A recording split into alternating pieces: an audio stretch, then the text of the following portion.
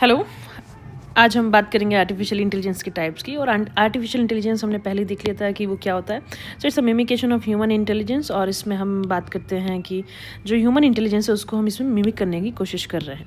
अब बात करते हैं कि किस तरीके से। तो जैसे ह्यूमंस के पास कैपेबिलिटीज़ है प्रॉब्लम सॉल्विंग की, रीजनिंग की, लर्निंग की, वो सब हम मशीन को सिखाना चाहते हैं। वो आर्टिफिशियल इंटेलिजेंस है और इसकी हमने एक डेफिनेशन दी थी, मिमिकेशन of human intelligence.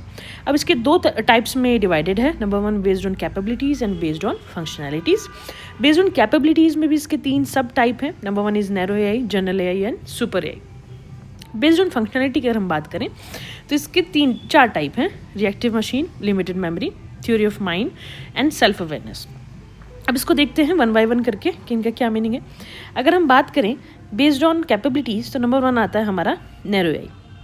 Narrow AI सिर्फ एक स्पेसिफिक टास्क के लिए है, कोई पर्टिकुलर टास्क है उसके लिए उसको डिज़ाइन करते हैं। ह्यूमन इंटेलिजेंस जैसे जनरल सोच नहीं है। आज की मैक्सिमम एआई इसी टाइप की हैं। एग्जाम्पल के तौर पे हम इसको समझते हैं, इजीली समझ में आएगा।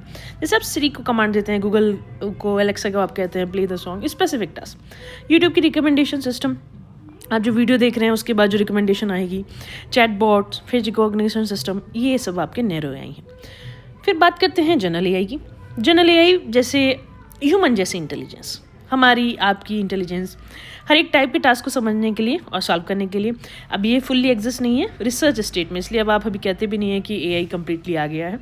एग्जांपल ऐसी एआई जो जैसे डॉक्टर्स में, इंजीनियर्स में, टीचर्स में हमारे पास, और इंजीनियर्स में आप देखेंगे जो कहीं ना कहीं एक प्रॉब्लम सॉल्विंग टास्क कर रहे हैं, उसको हम जनरल एआई कहेंगे। सुपर एआई जो आप मूवीज़ में देखते हैं, जिस जैसे आप एक मूवी थी, अगर मुझे सही याद आ रहा है तो टर्मिनेटर एक मूवी थी जिसमें सुपर एआई मतलब एक मशीन थी, वो एक ह्यूमन के पीछे उसको मारने के लिए उसको टास्क मिला था। सुपर एआई ह्यूमन से भी ज़्यादा इंटेलिजेंट, डिसीजन, क्रिएटिविटी, इमोशन सब में सुपीरियर।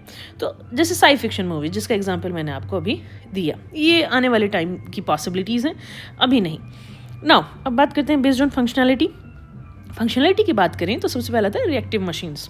तो सिर्फ प्रेजेंट सिचुएशन पे जो रिएक्ट करती हैं वो रिएक्टिव मशीन्स होती हैं। पास्ट मेमोरी इनमें कुछ नहीं होता। तो सबसे इनिशियल एग्जांपल हमारे पास था चेस प्लेइंग का।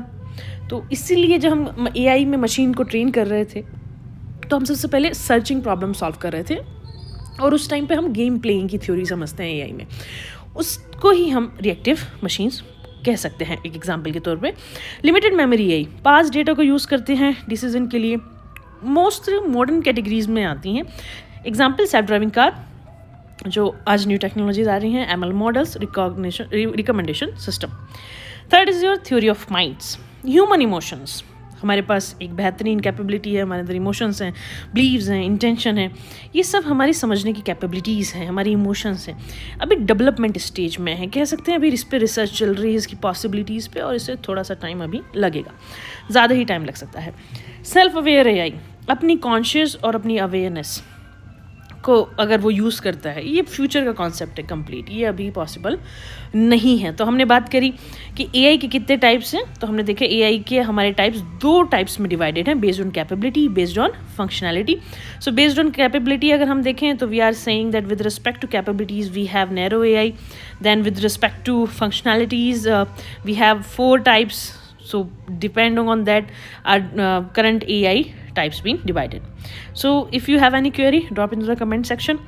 And this is it for artificial intelligence. Keep learning.